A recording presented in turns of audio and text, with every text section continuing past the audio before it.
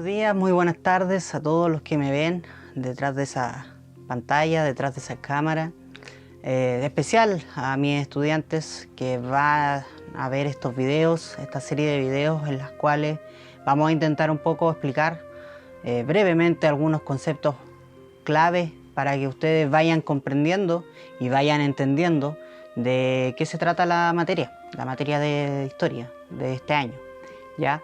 Vamos a ir viendo algunos conceptos de forma bien básica. Por ejemplo, algunos videos van a ser sobre un tema en específico con un video de no más de 5 o 6 minutos.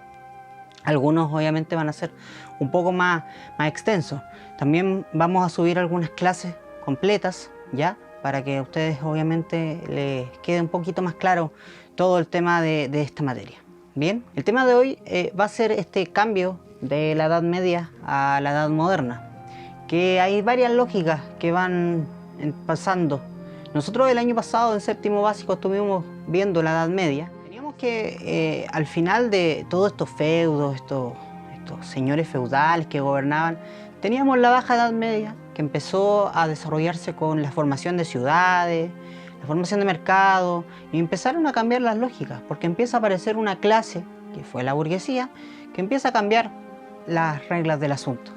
Los burgueses son una clase acomodada, una clase con dinero, que empieza a invertir, que empiezan a crear bancos, empiezan a crear comercio y empieza a cambiar la lógica. Cambia la lógica, porque antes se trabajaba solamente con la tierra. Por lo tanto, al final de la Edad Media, en la Baja Edad Media, ya teníamos un cambio en la ciudad, en el desarrollo urbanístico y todo. Pero estos cambios se fueron acelerando a raíz de varias cosas. En primer lugar, había una ciudad entre Asia y Europa que se llamaba Constantinopla, que para los que obviamente están más atentos van a recordar que Constantinopla, Bizancio, era la capital del antiguo Imperio Romano de Oriente. Entonces, esta capital era un puente, una conexión entre lo que era Asia y lo que era Europa, porque se conectaba el comercio de Asia con el comercio de Europa.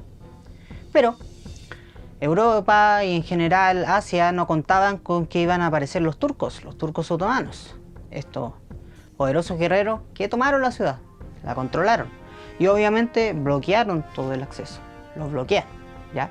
Cuando bloquean ese acceso, cuando bloquean ese puente, obviamente ya tenemos un cambio que hay que hacer, un cambio grave, un cambio radical que tenemos que hacer, porque tenemos que buscar nuevas rutas de comercio. ¿Ya? Tenemos que buscar sí o sí nuevas rutas de comercio.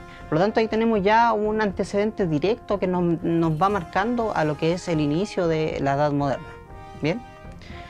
Otro antecedente que tenemos va a ser la peste negra. La peste negra va a marcar obviamente el final de la Baja Edad Media en forma considerable, porque obviamente va a marcar cambios que hay que hacer en el sentido de que ahora se van a tener que cambiar las medidas de sanidad, las medidas de higiene, y eso obviamente va a implicar un desarrollo ya tecnológico más importante. Vamos a tener que empezar a pensar ya no quizás tanto en el feudo, sino que vamos a tener que pensar ya en la ciudad, en la organización de la ciudad, y obviamente vamos a tener que pensar en repoblar la ciudad.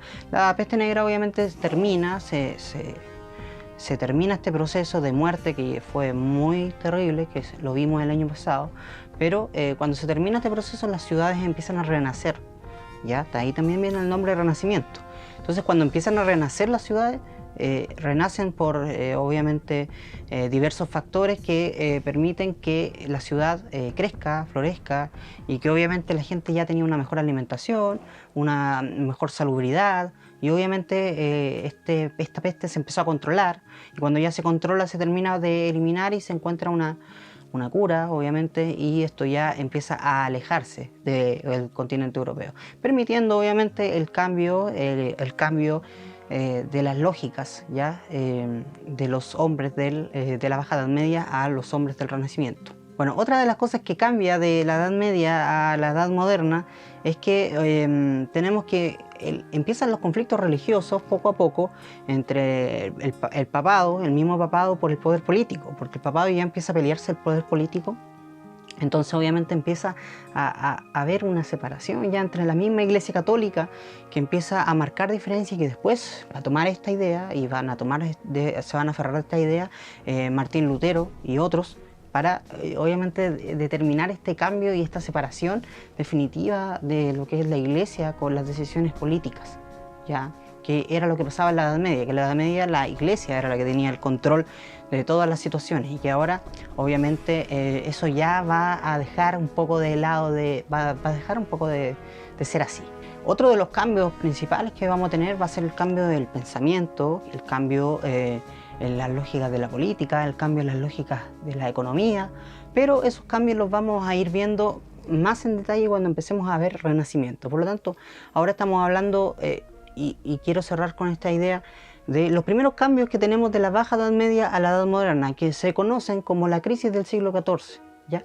La crisis del siglo XIV, que la podríamos resumir a ideas claves como la peste negra, el cambio climático que permiten desarrollar obviamente más alimentación, mejorar la alimentación, las luchas religiosas que hay y sobre todo la toma de Constantinopla, ¿ya? Entonces estos son cambios que van a ir sucediendo en un siglo concreto, que es el siglo XIV, y que van a permitir, obviamente, pasar de esta Baja Edad Media a lo que es la Edad Moderna y a dar inicio al Renacimiento. Bien, entonces este sería el primer video de hoy,